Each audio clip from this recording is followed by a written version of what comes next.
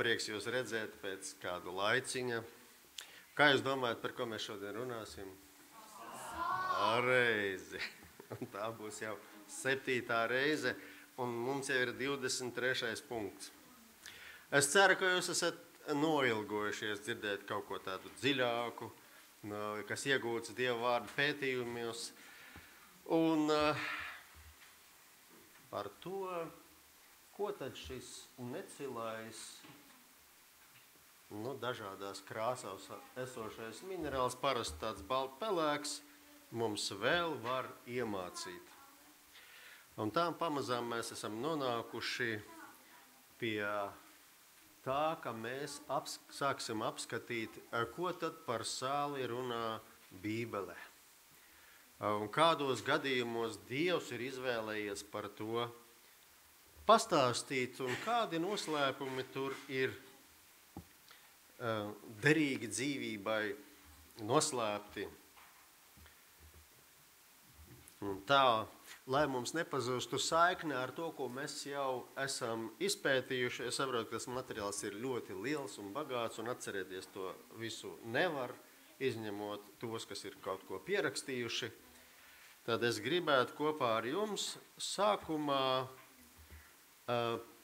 parunāt, jeb apkopot nedaudz jau izieto, jo mēs zinām, noskaidrojam, ka sāls simbolizē gan Kristu, gan Svēto garu, gan arī Kristus sagādāto pestīšanas evaņģēliju.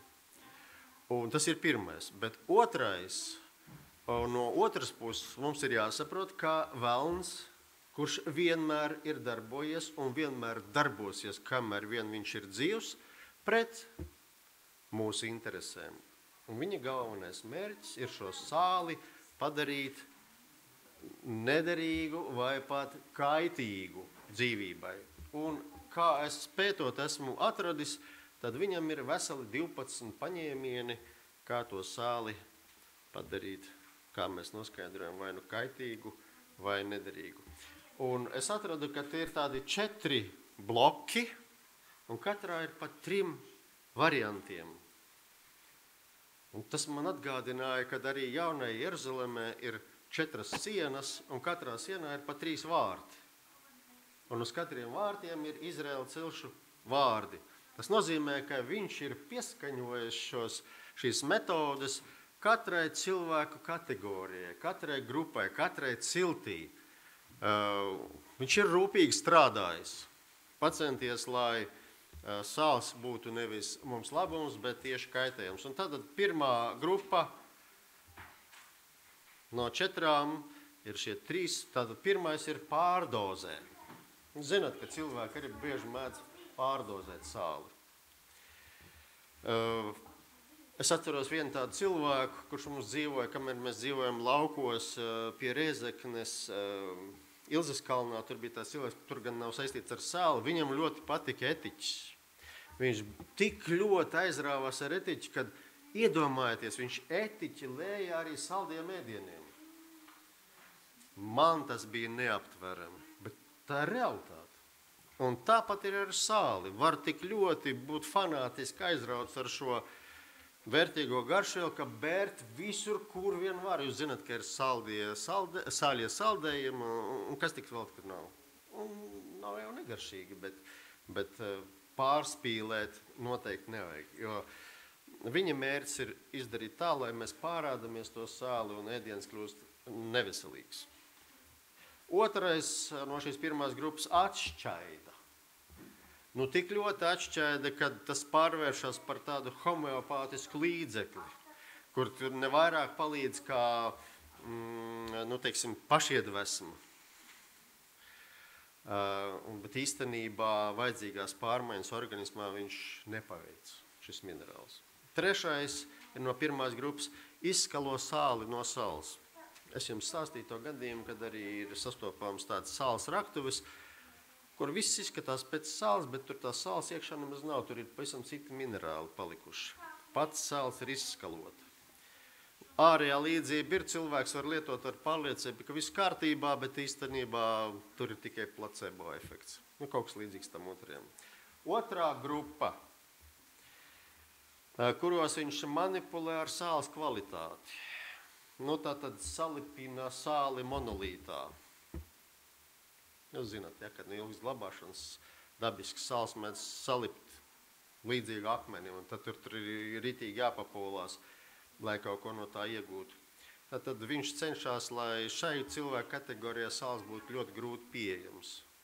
Ieraug tādu klīnas bluķu, un kurš tur gribēs tur kašņāties, varbūt, ka nevajag. Nākošais rafinē sāli.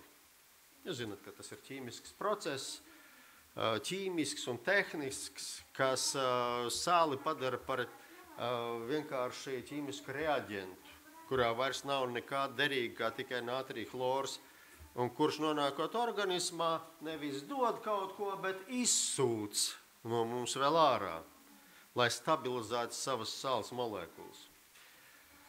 Sestais izjauc, tātad otrās grupas trešais, izjauca vielu līdzsvaru, tātad pievieno par daudz dzelzs vai nātriju vai kāliju vai kāds cits vielas. Tātad destabilizē sāls līdzsvaru, sāls to sastāvu. Trešā grupa, kurā arī ir 3 paņēmieni, pievieno mehāniskus piemaisījumus. Smiltis, plāsmasu, dubļus, dūņas un tādas lietas. Nākošais pievieno kaitīgas vielas. Tas es runāju par reālām lietām, kuras jūs pamēģiniet pārcelt garīgā nozīmē. Tas ir mūsu uzdevums šodien. Tātad uzlabotāji, konservanti, pretsalipas vielas, smagie metāli, jodu pievieno, kurš organismā neuzsūcās kaitīgs. Tātad kālija jodātu vai kālija jodītu. Un trešais šajā grupā ir pakļauj augstai temperatūrai. Jūs zināt, ka sāls dabiskā veidā ne ar ko nereaģē. Viņš var ietekmēt kaut kāds materiāls, bet pats ar šo materiālu nesavienojas. Piemēram, viņš var izsaukt metāla rūsu, bet tā rūsa tajā sālī vietu neatrod. Bet pakļaujot augstai temperatūrai, sāls reaģē gandrīz ar visu. Ar ūdeni, ar metāliem un tā tālāk. Un sajaucās. Un ceturtās grupas 3 paņēmieni ir, kur viņš manipulē, sajaucot sāli ar ķīmiskiem elementiem nedabiskā veidā. Tātad pakļauj sāli mākslīgi sintezēto spēcīgo skābju vai sārmu ietekmei. Salskābe, sērskābe, un citas tādas lietas, slāpekļu skābe. 11. tātad paņēmiens pakļauj strāvas ietekmei. Tātad sāls reaģē ar elektrību. Tātad dabiskā veidā tas dabā nekur nenotiek, bet mākslīgi to var izdarīt. Un pēdējais pakļauj sāli sudraba sāļu ietekmei. Mēs atceramies šo gadījumu, esam runājuši. Un garīgi tas ir ļoti zīmīgs tāds paņēmiens, ko jums atgādina, pieņemsim, sāls sajaukšana ar sudraba sāļiem.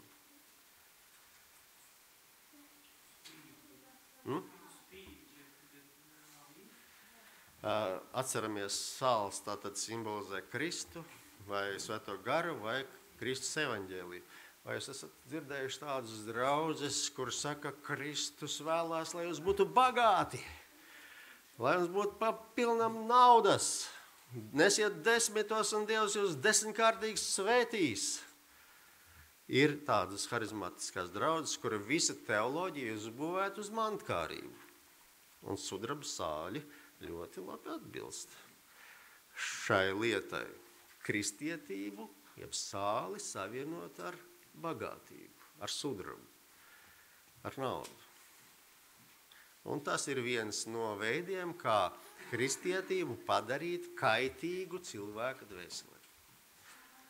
Jūs redzat šīs analoģijas, ko tik tur var izdibināt no šiem metodiem. Tad Sātans ir centies rūpīgi, un Dievs ir palīdzējis mums caur dažādām analoģijām šīs Sātana metodas atšifrēt.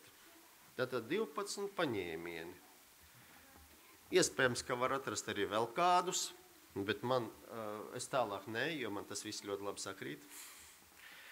12, tātad katrai Dieva ciltī, katram cilvēka raksturam. Un tad pārdomājot to visu, man ir skaidra pārliecība, ka vislabākais sāls stāvoklis ir atrasties irdenā veidā Kristus sālstrauciņā. Kādā veidā to panākt? Tas ir katram mums pašam jāatrisina. Kādā veidā mums palikt irdeniem un pie tam Kristus sālstrauciņām. Lai vienmēr būtu gatavi iejaukties kādā ēdienā un padarīt to garšīgu kāda cilvēka labā, vai būt gataviem jebkuram citam no daudziem tūkstošiem veidu, kā sāli var pielietot. Parasti jau mēs šo minerālu, kas atrodas vai nu mūsu virtuves skapītī vai uz galda, diezko nevērtējam. Tāds ikdienas priekšmets, un tā automātiski kaut kur piebaram, viss šķiet labi, un tikai tad, kad mēs iedziļinamies šajās lietās, tikai tad mēs saprotam, kāda vērtība patiesībā mums ir dota, cik dziļi simboliska. Un ja tā filozofiski pārdomā, tad mēs varam atrast, ka sālim ir 3 misijas līmeņi. Pārceļot garīgā nozīmē, tad pirmais ir vietējā mēroga līmenis, kur sālim ir jāpalīdz ēdējam izjust ēdiena garšu. Bagātināt šo garšu. Ir daudz ēdieni, kur ir nebaudāmi bez salas. Vienkārši pat pretīgi. Bet tad, kad tas saskarās ar vajadzīgo produktu, tas kļūst baudāms, tas atnes gandarījumu cilvēkam. Un mēs arī zinām, ka bez sāls un bez ūdens, un šie arī ir 2 superprecīzi svētā gara simbolizējumi, jeb evaņģēlijs un svētais gars, mēs evaņģēliju nevaram bez svētā gara saņemt, tātad sāli bez ūdens mēs baudīt nevaram, un tāpat arī svētais gars bez evaņģēlija nav vērtīgs. Un tieši svētais gars grib šo sāli ienest mūsu dzīvē, lai mūsu dzīve iegūst citu garšu, lai mēs sākam sajust tos evaņģēlija patīkamo iespaidu. Un mēs zinām, ka bez ūdens un bez sāls mūsu organisms nevar vispār funkcionēt. Tas ir skaidrs, mēs to zinām. Un ja būtu tikai ūdens, bet nebūtu sāls, tad organismā arī nekas vispār nefunkcionētu. Jo sāls ir tas, kas palīdz ūdenim vadīt elektrību. Un tieši sāls palīdz mūsu organismam funkcionēt un saņemt, un visi orgāni saņemt no smadzenēm signālus. Ja nav ūdens un nav sāls, nekas nestrādā. Ne sirds, ne muskuļi, ne smadzenes, ne orgāni, nekas nestrādā. Ne nervu sistēma. Un ja ūdens ir svētais gars un sāls ir evaņģēlijs, tad no kurienes mums ir jāsaņem šie nervu impulsi? No galvas, kas ir Kristus. Saprotat analoģiju? Tad nākošais mērogs ir sālim jābūt gatavam piedalīties visos daudzos tūkstošos noderīgos procesos saimniecības jomās. Tātad ikdienā viņam ir jābūt gatavam ne tikai garīgā jomā. Un pasaules mērogā tas ir 3. līmenis. Sāls, kas ir izšķīdināts lielajos okeānos. Kādēļ Dievs ir padarījis okeānus sāļus? Lai attīrītu, lai novērstu visus pūšanas un bojāšanās procesus. Un cik tur daudz sāls ir okeānā? Jā, uz litru. Un vispār, jā, tad tas ir triljoniem tonu izšķīdināts. Un mēs atceramies, ja sāli visu izžāvētu un novietot zemes virsmas, tas būs 140 metru augstumā slānis. visu zemi apklāj. Tātad sāls ir atlieku likām, tātad evaņģēlijs ir izkaisīts pa visu pasauli. Ņem tikai. Bez ūdens gan tas nedarbojas. Tāpēc arī cilvēki, kas lasa Bībeli bez svētā gara iespaida, viņi ātri noliek Bībeli malā, sakot, ka tur viss ir briesmīgi, neko nevar saprast, un viss ir slikti, nevērtīgi grāmata. Tātad sāls palīdz pasaulei neiet bojā priekšlaicīgi. Tas ir augstākais, 3. līmenis.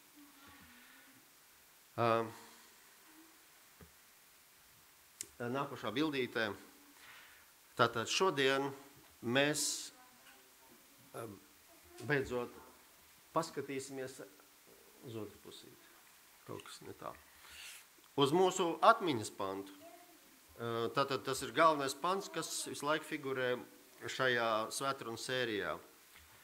Tātad jūs esat zemes sāls, bet ja sāls nederīgs, ar ko tad sālīs? Tas neder vairs nekam, kā vien ārā izmetams un ļaudīm saminams. Tā laikmeta kontekstā, nosaucot savus sekotājus par zemes sāli, Kristus tos pielīdzina zeltam. Mēs zinām, ka daudzos laikmetos sāls bija 1:1 ar zeltu.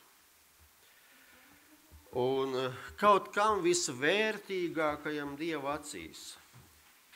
Tādā veidā viņš pasaka, cik dārga dāvana mēs esam šai pasaulē, kā viņa personīgā bērni un viņa valstības sūtņi. Tātad arī mēs kaut kādā brīdī kļūstam par sāli šai pasaulē. Kad esam uzņēmuši Kristus sevī, tad arī mēs paliekam par šo sāli. To arī Kristus šeit saka. Mēs esam kā viņa mīlestības vēstules šai pasaulē. Un ja šī teksta sākums ir pagodinošs, tad tā otra daļa, kas sākās pēc pirmā komata, ja sāls nederīgs un tā tālāk, tad tas tev kā vairāk tā kā apbēdina, mulsina vai satrauc. Un zināmā mērā arī motivē, jo kungs saka, tas, kurš pazaudēs savu sāļumu, kam viņš būs derīgs? Pilnīgi nekam. Un kas ar to tad jādara? Jāizmet. Vai tā var gadīties arī ar kristieti? Tur jau tā nelēma, ka var. Nākošā bildīte. Romas impērijas laika grieķu vēsturnieks, rakstnieks, biogrāfs, Lūcijas mestars Plutarhs, savukārt par sāls vērtību. Tad iedomājieties, ir 1000 gadu atpakaļ, cilvēki jau to apzinājās. Par sāls vērtību sacīja tā. Gaļa ir miruša ķermeņa daļa. Un ja to atstāja guļam, tā vienkārši sabojāsies. Mēs taču to visu zinām. Bet sāls to iekonservē un saglabā svaigā veidā un ir līdzīgs jaunai dvēselei, ko ieliek mirušā ķermenī. 1000 gadu atpakaļ cilvēki jau šādas lietas uztvēra. Viņi redzēja analoģijas, viņi saprata sāls garīgo nozīmi, vismaz daļēji. Un viņi saka, tā ir kā dvēsele, jauna dzīvība, ko ieliek mirušā ķermenī. Un vai tas nav patiešām patiesi, ka mēs taču arī esam grēkā mirusi gaļa, piedodiet par salīdzinājumu? Vai tā ir vai nav? Un sāls, šis evaņģēlijs, ar ko mēs tiekam iesālīti, pasargā mūs no sapūšanas, no bojājas, līdz viņai dienai, kad šīs vecās gaļas, piedodiet, vietā dos eņģeļu miesu. Jo ir teiks, ka miesu un asins debesis neiemanto, bet jūs būsiet kā eņģeļi, Kristus saka, kas vairs nemirst. Tad līdz zināmam laikam šis sāls iekonservē šo samaitāto gaļu, jeb mūs. Tas taču tā izriet, vai ne? Negribās tādās kategorijās domāt, bet tā tas sanāk. Tātad evaņģēlijs, jeb sāls, pasargā no bojājas, un redziet, arī Plutarhs to ir sapratis, ne līdz galam, bet viņš mūs uzvedina uz labām domām. Un tātad kristieši ir sūtīti pasaulē, lai grēkos mirušie varētu izmantot Dieva doto otro iespēju. Jo redziet, būdami nomaldināti un akli, viņi neredz nec dzīves jēgu, nec izeju no situācijas un nododās grēkam vēl vairāk un nevar izrauties no abortā loka. Un pārādās ar šo ļaunumu līdz pat nāvei. Un daudz ir tik noguruši, ka savām dvēselēm neatrod vairs mieru un atpūtu. Nākošā bildītē. Daudzi cilvēki, daudzi neticīgi cilvēki, kā arī, es gan nezinu, viņš bija neticīgs, Matthew Arnolds no Anglijas, pārdomādams šīs pasaules grēka bezjēdzību, ir uzrakstījis tādu dzeju. Salīdzinādams to ar seno Romu. Es jums mēģināšu nolasīt, cik man labi sanāks. Uz to skarbo un pagānisko pasauli krita slēpts pretīgums un riebums, dziļš nogurums un pārsātināta iekāre padarīja cilvēka dzīvi par elli. Vēsā mierā ar iekritušām acīm atdusējās Romas patrīcijas. Pa apieceļu viņš devās prom ar neprāta izteiksmi sejā. Viņš rīkoja dzīres, ēda truli dedzīgi un ātri un rotāja matus ar ziedu vainagu, taču ne ātrāk, ne vienkāršāk gāja spītīgais pasaules pulkstenis. Labi pateikts. Jā, bet precīzi, vai ne? Ja mēs tā iedziļinamies un ja mēs iejūtamies neticīga cilvēka stāvoklī, viņa dzīvi, kas ir apklāta ar necaurdzamu tumsu, ar bez jebkādām perspektīvām, kas beidzās kapa malā, un kad viņš nopūlējies, saprot, ka tas viss ir niecība un ka tas viss tolīt būs jāatstāv un jāpazaudē uz mūžīgiem laikiem, tad kā vēl krāšņāk varētu izteikt šo stāvokli? Tad ēd un dzer, jo rīta mirsim. Priecājies, kamēr vēl esi dzīvs. Nākošā bilde. Patiesi, Roma, ar ko salīdzina Matthew Arnolds šīs pasaules grēka bezizeju, ir visas pasaules grēkuma bezjēdzības simbols. Un tātad šis vīrs, Decims Junijs Juvenāls, seno romiešu dzejnieks un satīriķis, salīdzina Romu, jeb, teiksim tā, visu pasauli, kas ir bez Dieva, ar netīru kanalizācijas grāvi. Es citēju viņu vārdus. Tīrība ir zudusi pavisam, un par likumību neviens pat nav dzirdējis. Tā viņš raksta. Ne jau katru dienu cilvēki par tādām lietām domā, bet tad, kad viņi tā dziļi padomā, tad tāda secinājuma vien rodās.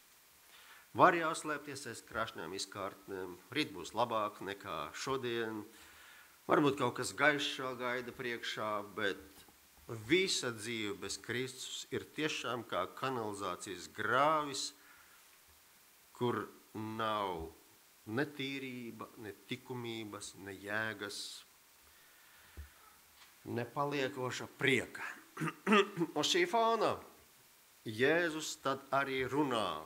Tātad šie cilvēki, viņi saprata tā laika fonu, mēs tagad nedaudz to ieskicējām. Tātad uz šāda fona arī Jēzus runā, jūs esat zemes sāls.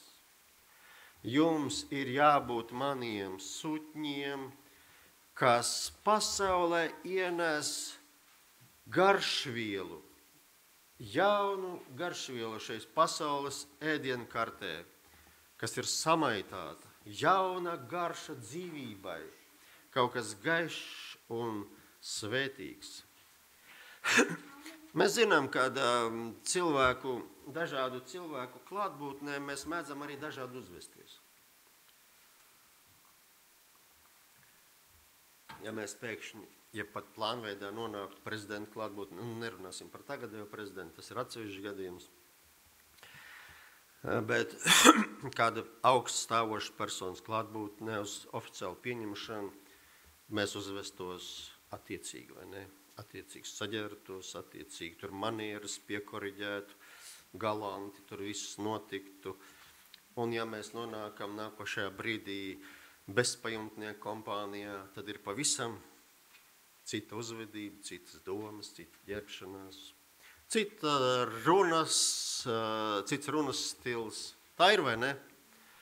Un tāpat arī cilvēki, ja viņi savā starpā sazinās, tad mēs varam iedomāties, kāds ir šis sarunu līmenis un tas doma augstums, jeb tieši otrādāk. Un Dievs saka, ka mums ir jābūt šīs augstākās pārstāvniecības pārstāvjiem, kas ienes pavisam citu gaisotni, citu attieksmi, citu uzvedību. Tātad, kad Dievs aicina kādu no šīs tumsas pieņemt evaņģēlija gaismu, tad ko viņš vēlās? Kādas ir Dieva ilgas? Sūtīt kādu, kurš apliecinās, kā izskatās un kāds rezultāts ir tad, kad cilvēks pieņem Kristu. Lai cilvēks ieraudzītu kontrastu. Kāds esi tu, un tagad skaties nāk Dieva sūtnis, Dieva pārstāvis, viņš nes sāli par to, kā izskatās debesu valstības pārstāvis. Un tā ir laba ideja par to, cik labi mēs pārstāvam Kristus sāli šajā pasaulē. Vai mēs ienesam šo kontrastu?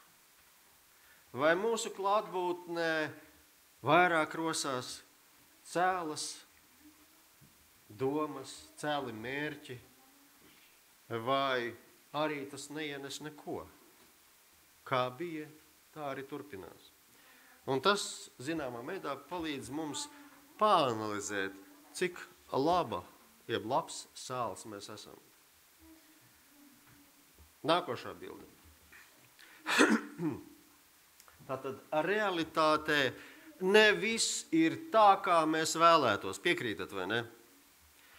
Un savu laiku ASV augstākās tiesas asociācijas tiesnesis Olivers, tātad šis vīrs Holms vecākais, reiz bija spiests ar rūgtumu sacīt. Es gan arī varētu kļūt par mācītāju, ja vien daži mani pazīstamie mācītāji neizskatītos un neuzvestos kā kapsētas darbinieki. Tātad šī problēma par kristietības sāli, ko mēs esam aicināti nest, ir bijusi visos laikos. Ja nu vienīgi izņēmums bija pirmkristiešu draudzes. Varbūt vienīgi. Pēc tam visos laikos ir eksistējusi šī problēma, cik labu sāli mēs nesam, kādas kvalitātes. Kas tur ir iekšā tajā sāli? Ķīmiski piemaisījumi, dūņas, akmeņi, māli un vēl nezinu, kas tur smagie metāli, plasmas un tā tālāk. Vai tā sāls, ko mēs nesam, varbūt tās ir pa daudz, mēs uzgāžam cilvēku virsū veselu kalnu ar sāli, viņš tur aizrījās un vairs neko negrib. Vai arī tas ir tik atšķaidīts, ka tur nekāda labuma. Tikai skaņa vien ir, no es tagad arī esmu kristietis, un kāds tas kristietis tur ir? Tur labāk viņš nebūtu kristietis. Kā Jēzus saka, jūs apstaigājat pasauli, lai padarītu viņus par Elles bērniem. Es nezīmēju šīs lietas uz kādu konkrētu no mums. Tas ir jautājums, kas mums visiem būtu jāatrisina privāti. Kopā ar Dievu, pāanalizējot savu dzīvi, izvērtējot savus iespaidus. lai nebūtu tā, kad, kā šis Olivers sacīja, es arī gribētu kļūt kristietis, ja tie kristieši, kurus es pazīstu, nebūtu kā apbedīšanas biroja darbinieki. Tā vēsts jau man patīk, bet tie kristieši, ko es redzu, tie man nepatīk. Vai ne? Tātad ne viss ir tik skaisti, kā mēs gribam. Tas nozīmē, ka mums visiem ir jāiet vēl kāds ceļš, jāspēr kādi izšķiroši soļi, jākāp vēl kādā kalnā un jāpārvaro ar kādas cīņas vai šķēršļi. Tātad, atvainojos, patiesam kristietim ir jābūt kā debesu sūtītai pretīmdei, pret pilnīgu samaitāšanos. Bet ja sauls viņā ir tapis nederīgs, kur tad pasauli to iegūs? Ja cilvēces kājas līd uz ledus, tad kur ņemt sāli, lai pakaisītu? Kur ņemt sāli, lai izkausētu sasalošās cilvēku sirdis? Kur ņemt tos, kas pasludinās tīru evaņģēliju, jo daudzi evaņģēliji tiek sludināti, un lielākā daļa no tām ir samaitājoši, nevis dziedinoši.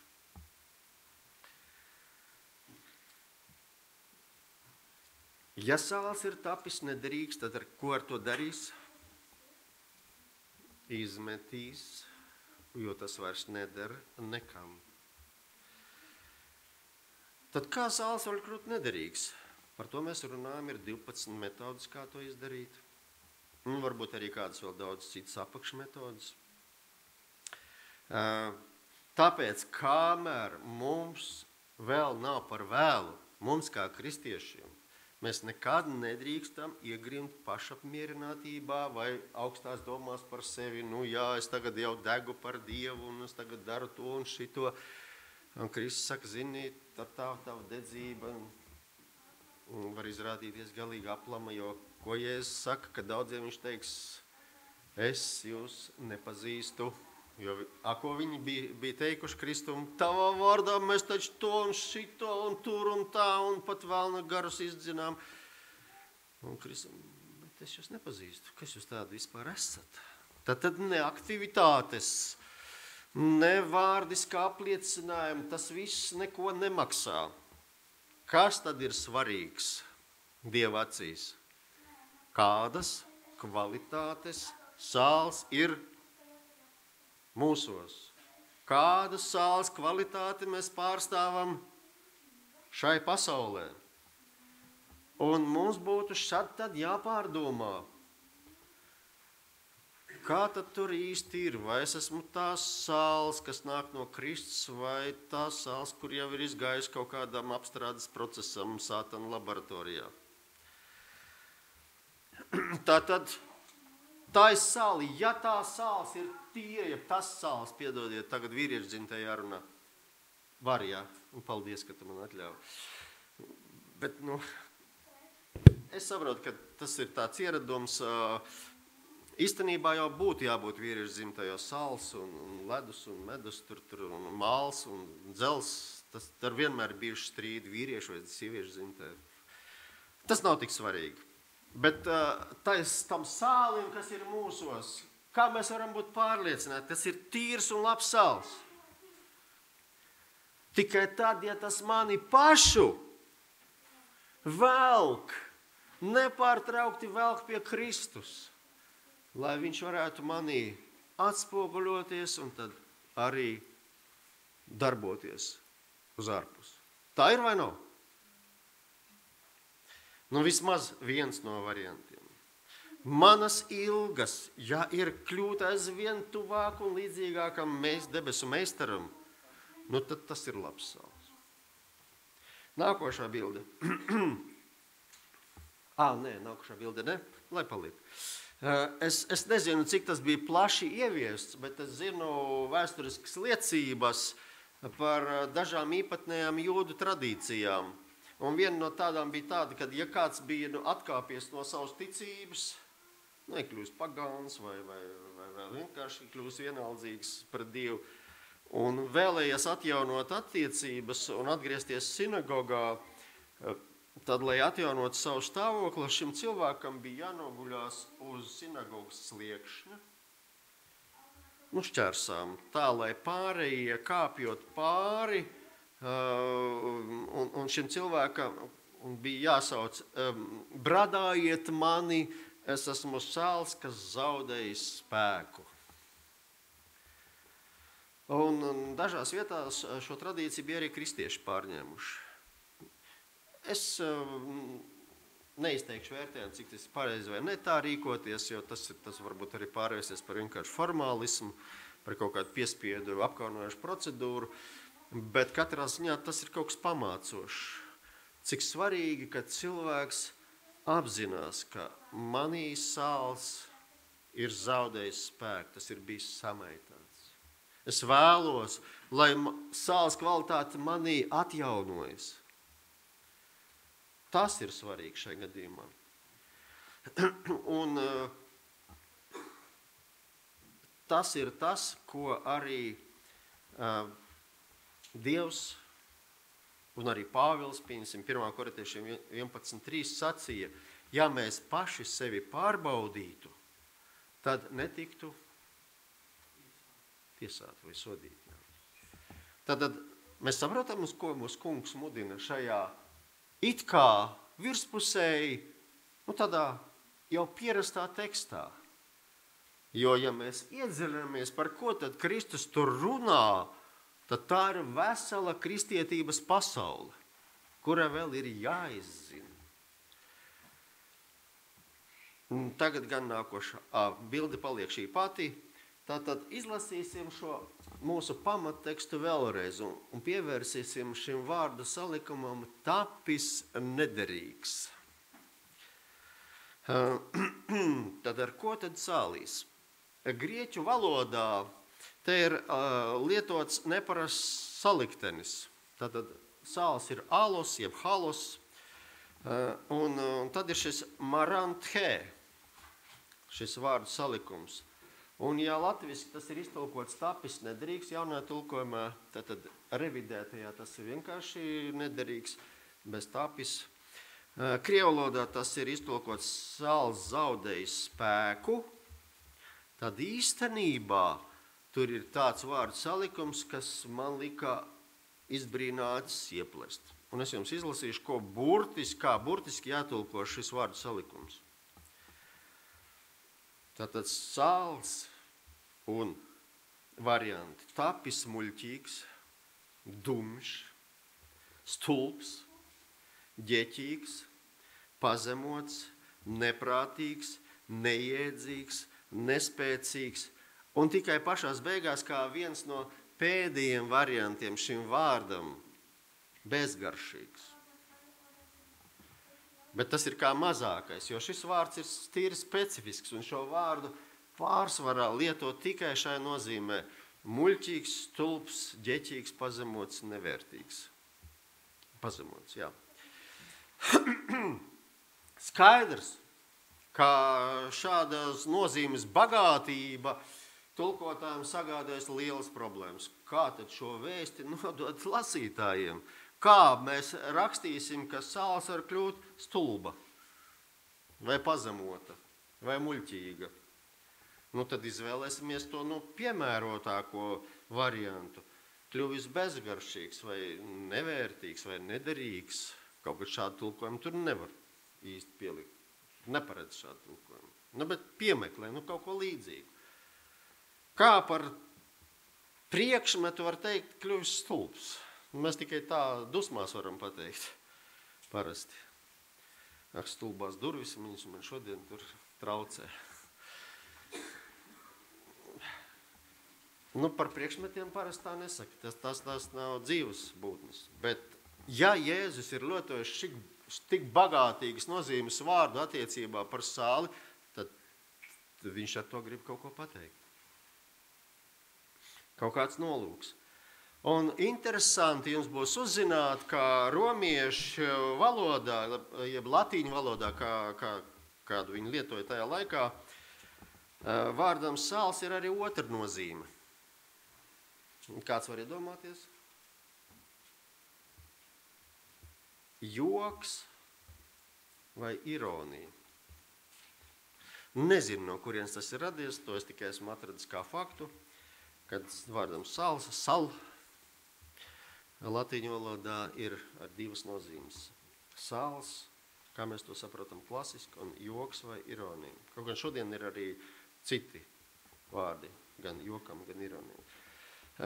Bet tas ir ļoti zīmīgi, jo paskatieties, Romas impērijas laikā, kad Kristus tika pasludināts, kad viņš darbojās, kādā veidā viņi uztvēra Kristu? Nopietni. Kā tad? Kā kādu ironiju, kā kaut kādu joku. Mums taču ir Dievs, mums ir imperators, mums ir arī tur citi dievi, tur Zeus un vēl nezinu kāds. Kas tad tas? Atceraties, ko šajā sakarībā sacīja Pāvils 1. korintiešiem 1:23 un 2:14. Paskatieties, tur tieši tā ir rakstīts. Mēs sludinām Kristu krustā sisto, kas jūdiem apgrēcība, bet pagāniem ģeķība. Un šis vārds ģeķība arī ir tas pats vārds, ko mēs tikko lasījām. Nederīgs, tur iekšā ir muļķība. Tātad joks. Un nākošais teksts, miesīgais cilvēks nesatver to, kas nāk no Dieva gara, jo tas viņam ir muļķība, jeb ģeķība. Viņš to nevar saprast, jo tas ir garīgi apspriežams. Tad Pāvils to pašu saka, ka tā laika kultūrā pret šo debesu sāli izturējās kā pret joku, kā pret muļķību, kā pret kaut ko tādu, par ko var pasmieties, izsmiet, pazemot. Lūk, ko Jēzus saka, kad es esmu tā sāls un kas pazemos, izsmies, tanī, jeb tas cilvēks kļūst nederīgs un ārā izmetams. Jūs uztvērāt šo ideju? Es īsti neredzu pārliecību. Es ceru, ka procesa laikā jūs vēl labāk sapratīsiet. Katrā ziņā es gribētu redzēt acīs tādu izpratni, ka tur jā, mēs sapratām, bet es neredzu. Labi. Tātad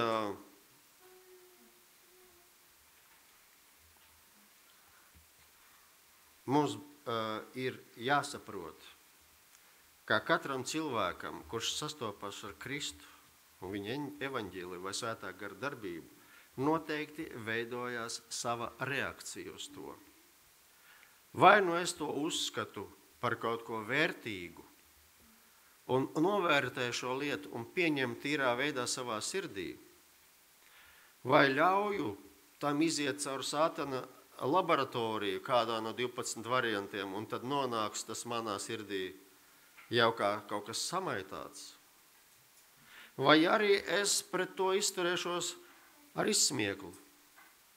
Un kāpēc arī es saku?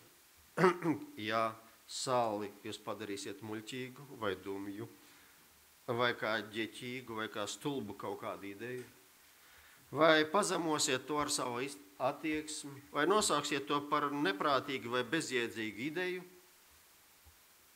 un pateiksiet, ka tas ir bezgaršīgs ēdiens, tad sāls jūsos kļūs un padarīs jūs par nekam nederīgu. Un kopā ar šo nederīgo sāli šis cilvēks tiek izmests.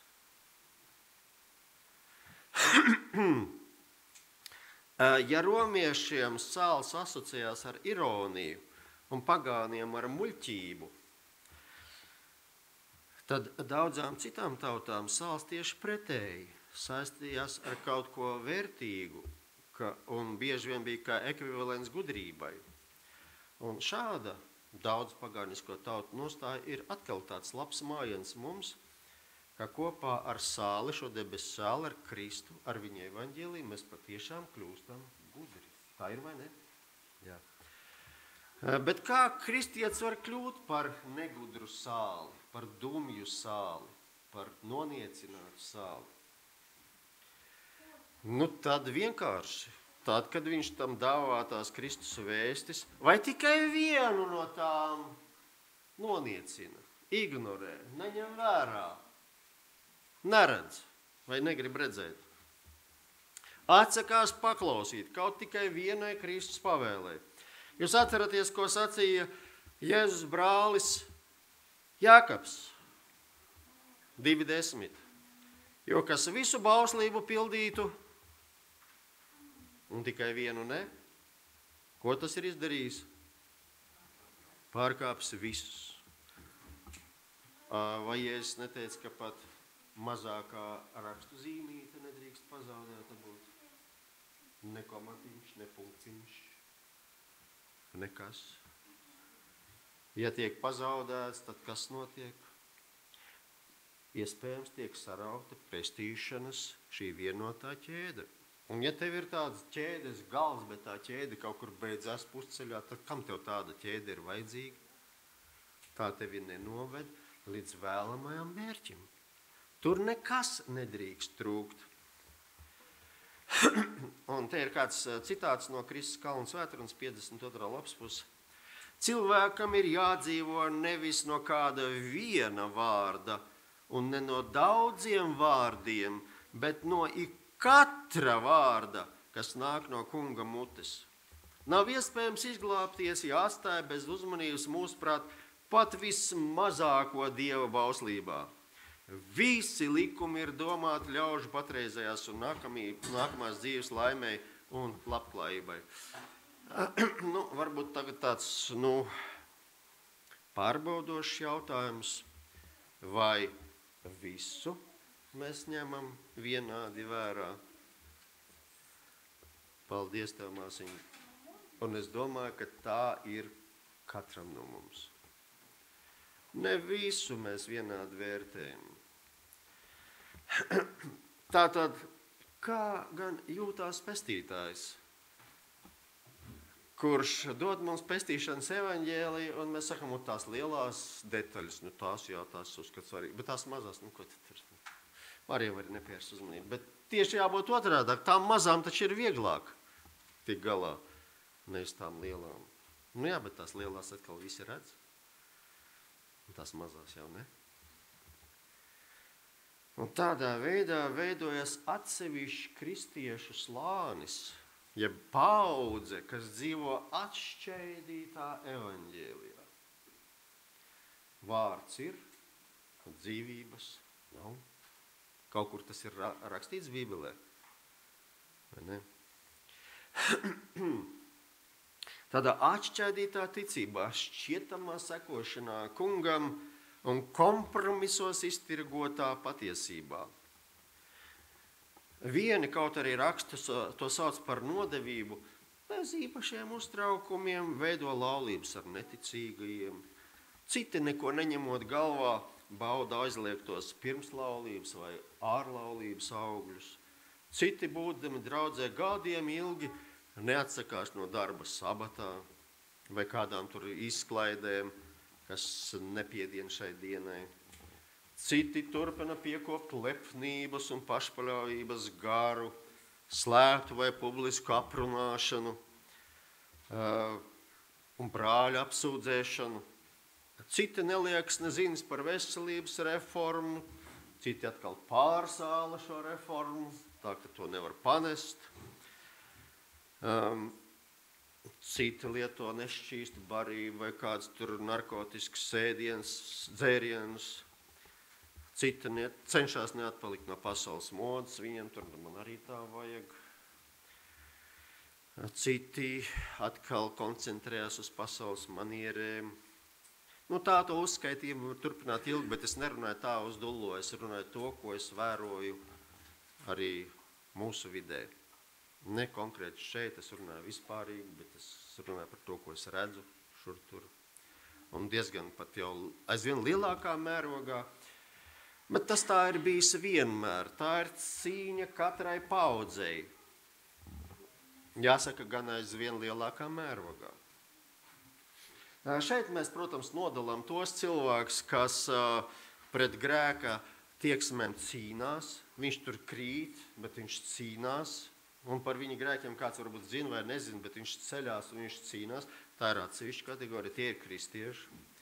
Mēs nerunājam par tiem, kas savas ierobežotības dēļ, situācijas dēļ kādas jautājumas nesaprot, un mēs viņam varbūt apliecinām, viņš skatās ar kantānām acīm, mēs redzam, ka viņš neuztver. Tā ir atsevišķa kategorija, tie ir Dieva ziņā. Bet mēs runājam par tiem, kas zina. Un izturās pret šo sāli, kā Kristus saka, izsmej, pazemo, noniecina, padara nesāļu, bezgaršīgu un tā tālāk. Un tādos cilvēkus, kas notiek ar sāli, samaitājās un samaitā visu cilvēku tik tālu, ka jāmet ārā. Tātad mūsu aicinājums šodien ir pievērst uzmanību ne tikai lielajām detaļām, bet arī tām mazajām detaļām. Un man par tādu lielu sarūktinājumu, varbūt ir arī mūsu metodas, ja manieres kaut kur nav piemērotas situācija, bet kad tu centies ar kādu parunāt par šīm lietām, tad ko parasti mēs saņemam pretī? Tādu sarkastisku, tādu ziniet, pretšāvienu. Tu sevi skaties, ko tu te tiesā? Skaties, ka Dievs tevi nesāk tiesāt. Un tā ar visādiem tādiem gudriem vārdiem piesedzās, uzliek sev tādas bruņas un mūri uzceļ. Tu man te šitādām lietām netuvojies. Kā nu kurš? Bet uz mirkli padomāsim.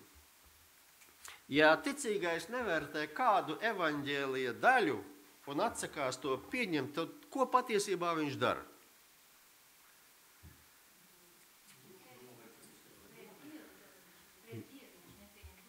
Jā, patiesībā viņš ir pret Dievu. Jā. Mēs varam to tādu sleptākā veidā pateikt, maigākā veidā, bet beigās ir tā, kā saka, īstenībā jau tas viss ir darbs pret Dievu. Viņš noved šos kunga labos pestīšanas padomus līdz nenopietnībai. Tas ir tik nenozīmīgi, ko tu uzplījies? Man jau tā dzīve grūta. Un tu vēl šitādas sīkas lietas piemini. Un daži cilvēki pat dusmojās, ka kaut kādu lietu ievieto šajā grēku kategorijā. Bet atcerēsimies, kad Dieva pestīšanas plānā visas lietas ir svarīgas. Un ja cilvēks to neņem vērā, viņš pats labprātīgi, varbūt to nesajēgdams, nošķirās no pestīšanas plāna un pamazām padara sevi nederīgu. Un Dievam taču nav rezervē vēl kāds pestīšanas plāns, kā tikai caur Kristu. Un Kristus ir sagādājis šo plānu, cita jau nav. Un ar ko tad šādu cilvēku var izārstēt, ja viņš ignorē kādu vienīgā pestīšanas plāna detaļas? Un iznākumā veidojās tāds loģisks paradoks. Un grieķi šādos gadījumos mēdza lietot šādu izteicienu. Morosofos. Un te atkal ir tas pats vārds. Kas te ir? Iztulkots kā nederīgs. Muļķais gudrinieks. Vai gudrais muļķis? Par tādiem cilvēkiem mēdz sacīt senie grieķi. Tad, citiem vārdiem sakot, sāls viņā ir kļuvis nederīgs, nesāļš, vai pārsālīts, vai netīrs, vai ķīmiski samaitāts, vai sarēģējis tur ar sudrabu, vai vēl nezinu ko. Viņš vairs nav gudrs debesu lietās. Vai kristietis, kas nevēlās sekot Kristum visā, vispār vēl ir kristietis? Kā tu domā, brāl? Nav taču īstenībā, jā. Ja viņš vēl nav pārkāpis to robežu, vai ne? Jo vēl līdz zināmajai robežai Dievs saka, es redzu, ka tu vēl to lietu līdz galam nesaproti, es tev vadīšu tā, ka tev viss tas kļūst skaidrs, un tad tev ir jāizšķirās tomēr. Līdz zināmajai mērai, kā Kristus saka, ja Dievs saka, nezināšanas laikus, Dievs panes, pacieš. Nākošā bilde. Vai jūs atceraties 2013. gada 22. novembrī, kas notika? Vēl svaigi atmiņā. Es atceros, man viena tante, viņa jau ir aizgājis dusēt, viņa bija satriekta, viņai visi 3 centi drebēja, kā tāds ļaunums var notikt. Tas tāds blakus piemērs. Bet vai jūs zināt, kas bija par problēmu šai katastrofai? Celtnieks runā.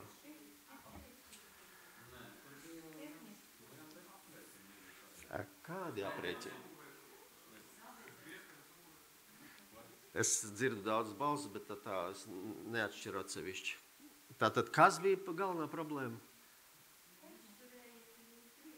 Griesti neizturēja. Kāpēc neizturēja?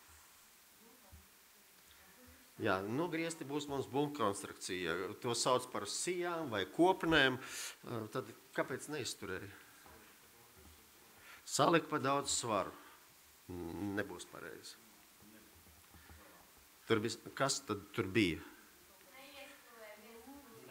Neieskrūvēja skrūvīt. Tai virzienā.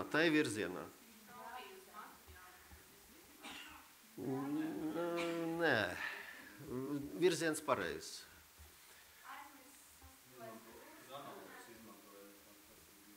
Jā.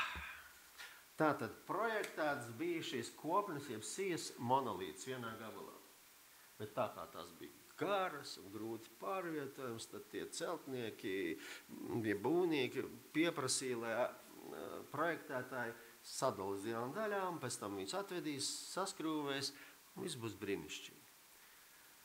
Un tā arī izdarīja. Viss skaisti. Visam ir jātur, viss ir aprēķināts tā tālāk. Viena lieta tikai nebija pareizi.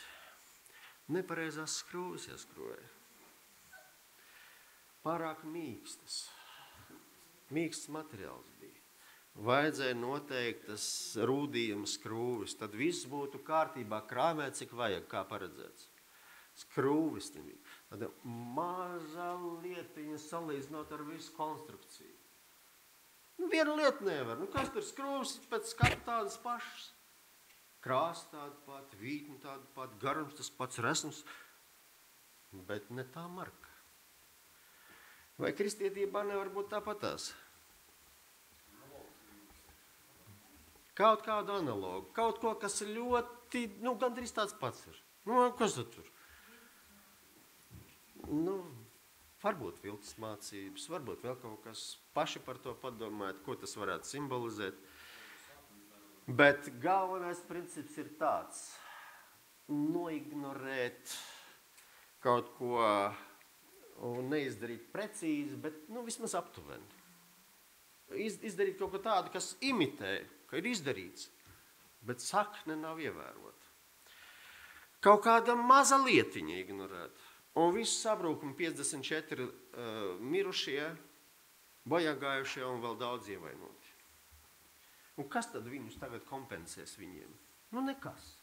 Cik tu naudas arī samaksā, viņus vairs nevar atgriezt.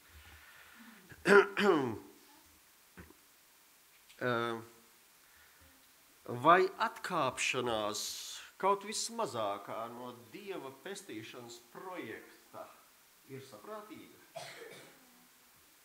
Sabruks ne tikai lielveikals, visa pasaule sagāzīs, visa dzīve kājām gaisā. Vai debesīm derīga rakstura sagatavošanā ir jāievērā arī vissīkākās detaļas?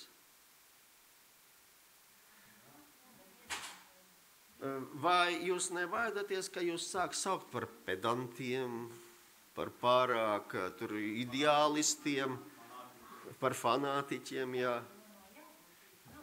Ja mēs šīs sīkās lietas tagad sāksim bakstīt kādam acīs, mēs būsim muļķi. Bet ja mēs paši tās īstenojam, un šad tad vienkārši iesakam brāli, bet šito arī tomēr vajadzētu. Tad tā ir cita lieta. Tātad arī kristietībā ir jābūt saprātīgai. Kristus mums nebakst, viņš nepārmet mums. Viņš šito atkal tu neizdarīši. Tā ne. Tikai tad, ja mēs neignorēsim neko no tā, ko Dievs mums ir atklājis pestīšanas plānā, tikai tad mūsu nams izturēs pārbaudījumu, gala eksāmenu. Vai ne? Jā. Vēl viens piemērs par to, kāda traģēdija var notikt ar sīkumu ignorēšanu. Tas notika gadu iepriekš, 2012. gadā, kādā no mūsu draudzēm Latvijā. Tajā draudzē bija tāds, sabiedrībā vērtēts cilvēks, viņš bija draudzes vecākais, cienījams vīrs. Sev par nelaimi viņš piekopa kādu netikumu, ko daudzi šodien vispār ne par ko neuzskata. Vispār absolūti, pat neņem vērā. Viņi pat pasmiesies par tevi un vēl varbūt tev nosauks kādā vārdā, ka tu šādas lietas vispār te tagad piemini. Un kafijas lietošana bijusi viņa netikums. Un tie, kas varbūt ir sasutusi par šādu vārdu salikumu, lai padomā par tām sekām, kādas radās šim cilvēkam šīs mazās skrūvītes ignorēšanā. Un tas notika lūkšanu brokastīs, tātad 12. gadā, kuras organizēja tās pilsētas vadība. Un viņš, kā būdams ievaram persona, tāds vidēja nozīmes biznesmenis, viņš tika uzaicināts, lai liecinātu par Dieva darbiem viņa biznesā. Un tad viņš bija pirmais, kam bija jāliecina par Dievu darbiem un mīlestību un žēlastību. Viņš tur tad, kamēr viņš sniedza savu liecību, tur tāda neliela paaugstinājumu. Tātad tur bija visi politiķi, kas tur pilsētā bija, tur visi baznīcas pārstāvi, un tad arī es tur biju. Mēs sēdējām pie galdiņiem, viņš to savu runu godam norunāja, viss kārtībā, laba liecība bija.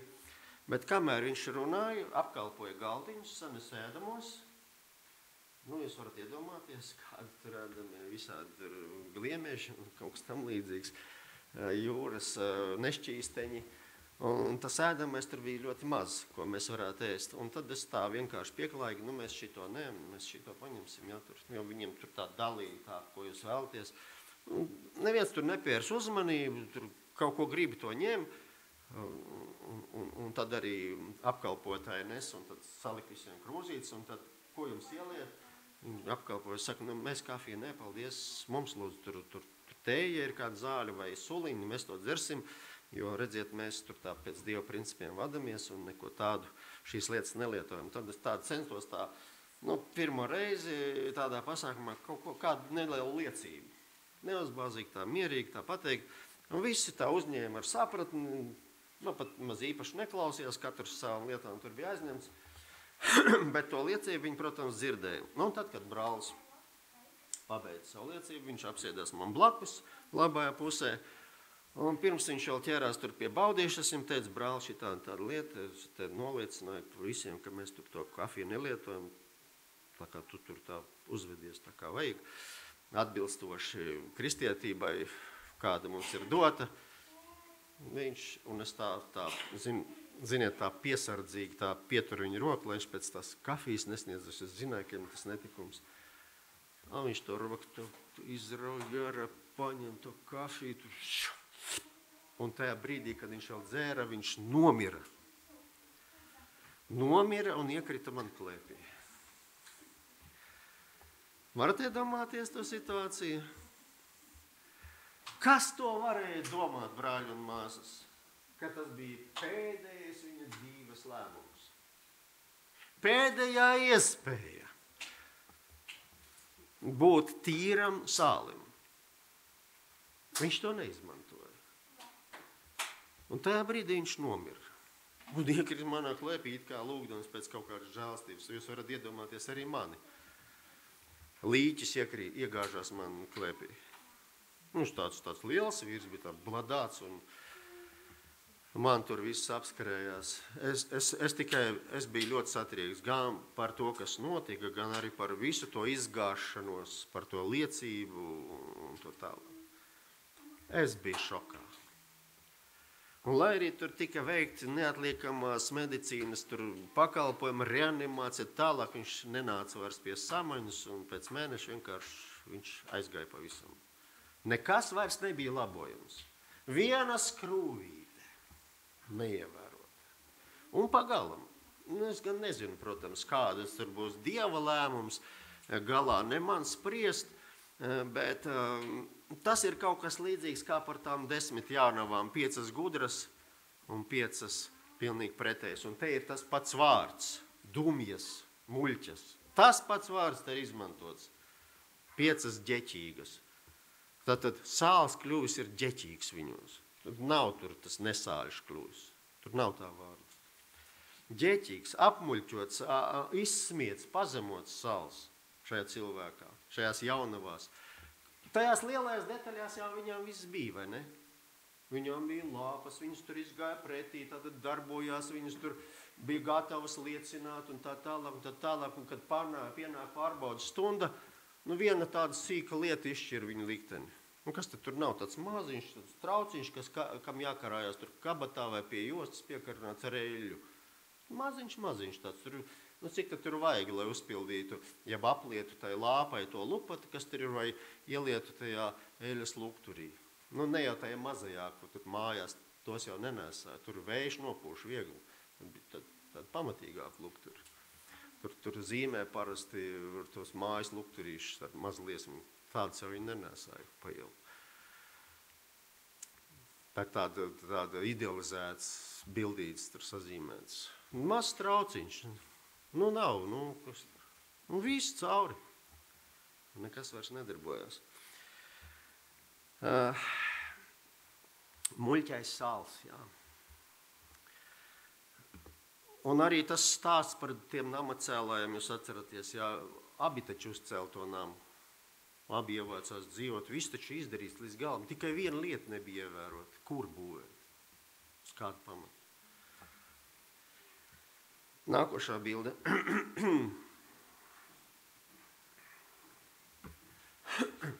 Tātad tas ticīgais, kas ar savu izvēlu noniecina vai apsmēja kādu audzinošu Dievu padomu, kādu glābjošu gaismas staru, kādu izglītojošu iespaidu, tas apsmēja Dievu mīlestību.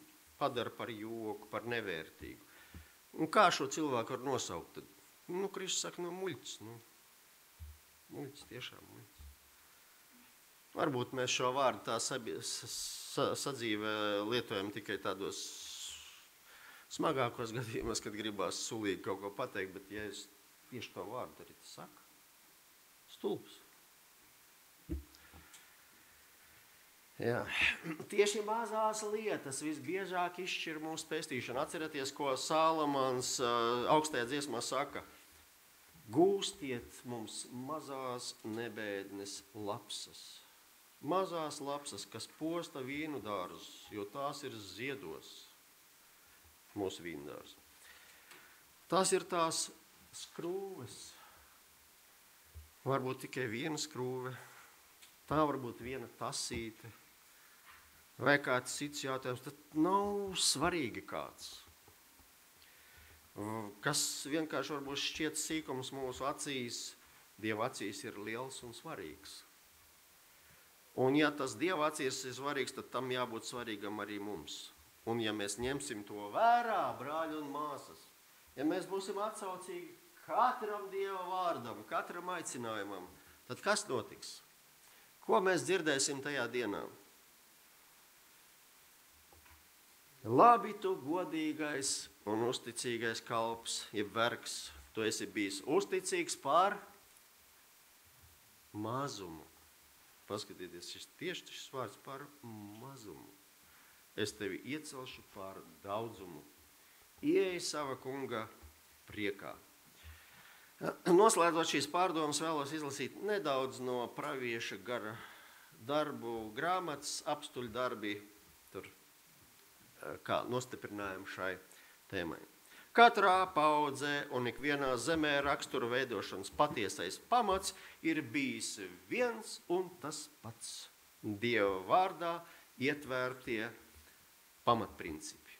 Vienīgais drošais un paliekošais likums ir darīt to, Ko saka Dievs?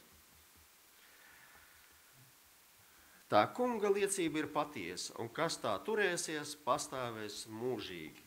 Dieva vārds bija tas, ar ko apustuļi izgāja pretī sava laika viltus teorijām. Savas atgriešanās un kristību laikā ticīgie kolosā bija solījušies atmest ieskatus un paradumus, kas līdz tam veidoja viņu dzīvi un uzticīgi paklausīt Kristumu. Vēstulē Pāvils viņam to atgādina un aicināja neaizmirst, ka, lai izpildītu solījumu, tie patstāvīgi būs jānopūlās cīņā pret ļauno, kas centīsies pār tiem valdīt. Jums dzīve to apliecina? Kristus spēkā daudzi vīrieši un sievietes ir salauzuši grēcīgo ieradumu važus. Viņi ir atteikušies no patmīlības. Vai patmīlība nav viens no ieročiem Sātana rokās, kurš saka, šo sīko lietu es nedarīšu, to es nevērtēju, tas nav labi. Šīs gan es darīšu.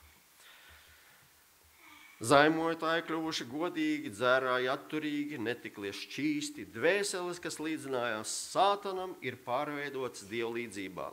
Šī pārmaiņa ir brīnumu brīnums, pārmaiņa, ko izraisa Dieva vārds, ir viens no vārda visdziļākajiem noslēpumiem. Mēs to nespējam izprast. Mēs varam vienīgi ticēt, kā rakstos teikts, ka tas nozīmē Kristus tad ir jūsos, godības cerība.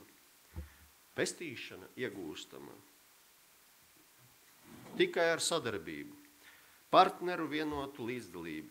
Kungam ir jāsadarbojas ar grēkos nožēlojošu grēcinieku, un tas ir nepieciešams, lai raksturs veidotos pēc pareiziem pamatprincipiem. Un cilvēkam pašam nopietni jāpūlās pārvarēt visu, kas kavē iegūt pilnību, tomēr panākumi, kā mēs zinām, ir atkarīgi vienīgi no Dieva. Saprotam, ka ar cilvēku pūlēm vēl nepietiek, bet bez dievišķā spēka palīdzības tās vispār nekur nedara. Dievs strādā, un tāpēc cilvēkam arī jāstrādā. Tam jāpretojās kārdināšanām, bet spēks viņam ir jāmācās saņemt no Dieva. No vienas puses šajā pasākumā tiek iesaistīta bezgalīga gudrība, līdzcietība un spēks, un no mūsu puses vājums, grēcīgums un pilnīga bezpalīdzība. Dievs vēlās, lai mēs būtu noteicēji pār sevi, bet bez mūsu piekrišanas un līdzdalības viņš mums nevar palīdzēt. Dievišķais gars darbojas, izlietojot cilvēkiem piešķirtos spēkus un spējas. Tāpēc arī Dievs sagaida, ka mēs tiešām kaut ko daram, atsaucamies. Paši mēs nevaram savus nodomus un vēlmes un tieksmes saskaņot ar Dievu gribu, bet ja ilgojamies, ja mūsos ir šis tīrais sāls, lai kungs rada mūsos šādu gribu, tad pestītājs to izdara mūsu labā, izpostot prātojumus un visas augstprātīgās iedomas, kas bija sacēlušās pret Dievu atziņu, un savaldot visas domas, lai tās paklausa Kristumu. Tātad, lai mūsos vairs nebūtu nekādas pretestības, pat vismazākiem norādījumiem. Kas vēlās izveidot spēcīgu, vispusīgu, attīstītu raksturu, kas grib kļūt par līdzsvarotu kristieti, tam vajag pilnībā nodoties Kristumu. Jo pestītājs nepieņem daļēju kalpošanu. Tam ikdienas jāmācās, ko nozīmē tāda pakļaušanās. Viņam jāpētī Dieva vārds, cenšoties to saprast un paklausīt tā priekšrakstiem. Tā viņš varēs sasniegt kristietim paredzēto pilnību. Tad, dienu no dienas, Dievs ar viņu sadarbosies, veidojot raksturu, lai tas varētu pastāvēt pēdējos pārbaudījumos. Un dienu no dienas ticīgais būs kā cēls, piemērs cilvēku un eņģeļu priekšā, sniedzot liecību par to, ko evaņģēlijs var izdarīt kritušo cilvēku dzīvē. Punkts.